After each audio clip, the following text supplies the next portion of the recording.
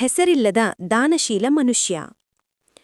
ಒಂದು ಹಳ್ಳಿಯಿದ್ದು ಅಲ್ಲಿ ಅನೇಕ ಜನರು ಸಹಜವಾಗಿ ಜೀವನ ನಡೆಸುತ್ತಿದ್ದರು. ಆ ಹಳ್ಳಿಯೊಳಗೆ ಎಲ್ಲಾ ಮನೆಗಳು ಸರಿಯಾಗಿ ಮತ್ತು ಸುಂದರವಾಗಿ ಕಂಡುಬರುತ್ತಿದ್ದವು. ಆದರೆ ಆ ಹಳ್ಳಿಯಲ್ಲಿದ್ದ ಎಲ್ಲರೂ ತಮ್ಮ ಜೀವನದಲ್ಲಿ ಸಂತೋಷ ಪಡೆಯುತ್ತಿರಲಿಲ್ಲ, ಏಕೆಂದರೆ ಎಲ್ಲರೂ ತಮ್ಮ ಸ್ವಾರ್ಥವನ್ನು ಮುನ್ನೆತ್ತಿಕೊಂಡು ಬದುಕುತ್ತಿದ್ದರು.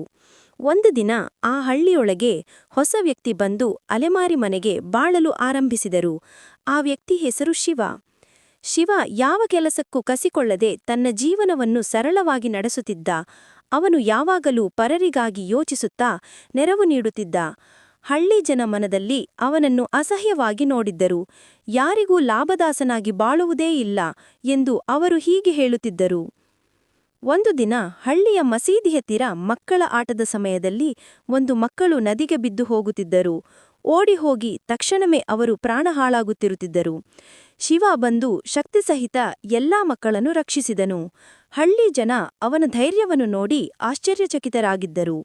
ಅವರು ಅಂದುಕೊಂಡರು, ಇವನು ನಿಜವಾಗಿಯೂ ವಿಶಿಷ್ಟ ವ್ಯಕ್ತಿ.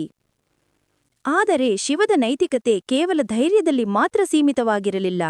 ಅವನು ಹಳ್ಳಿಯ ಹಿರಿಯರಿಗೆ ಸಹಾಯ ಮಾಡಲು ಪ್ರತಿದಿನ ಸೇವೆ ಮಾಡುತ್ತಿದ್ದ. ಹಳ್ಳಿ ಬಡವರಿಗೆ ಆಹಾರ, ಪುಸ್ತಕ ಇತ್ಯಾದಿ ವಿತರಿಸುತ್ತಾ ಯಾವುದೇ ನಿರೀಕ್ಷೆಯಿಲ್ಲದೆ ಕೆಲಸ ಮಾಡುತ್ತಿದ್ದ. ಹಳ್ಳಿಯಲ್ಲಿರುವ ವ್ಯಕ್ತಿಗಳು ಪ್ರಾರಂಭದಲ್ಲಿ ಅಚ್ಚರಿಯನ್ನೇ ಅನುಭವಿಸುತ್ತಿದ್ದರು. ಆದರೆ ತದ್ರೀಜಿ ಹಂತವಾಗಿ ಅವನ ನೈತಿಕತೆ ಅವರ ಮನಸ್ಸಿಗೆ ಸ್ಪಷ್ಟವಾಗಿ ಬರುವಂತಾಯಿತು. ಹೆಸರು ಹೇಳದ ದಾನಶೀಲ ವ್ಯಕ್ತಿಯ ಧೈರ್ಯ ಮತ್ತು ದಯೆ ಹಳ್ಳಿಯ ಜನರ ಮನಸ್ಸಿನಲ್ಲಿ ಹೊಸ ಬೆಳಕು ತರಿತು. ಅವರು ತಮ್ಮ ಸ್ವಾರ್ಥವನ್ನು ಬಿಟ್ಟು ಪರವಿಗಾಗಿ ಯೋಚಿಸಲು ಪ್ರಾರಂಭಿಸಿದರು.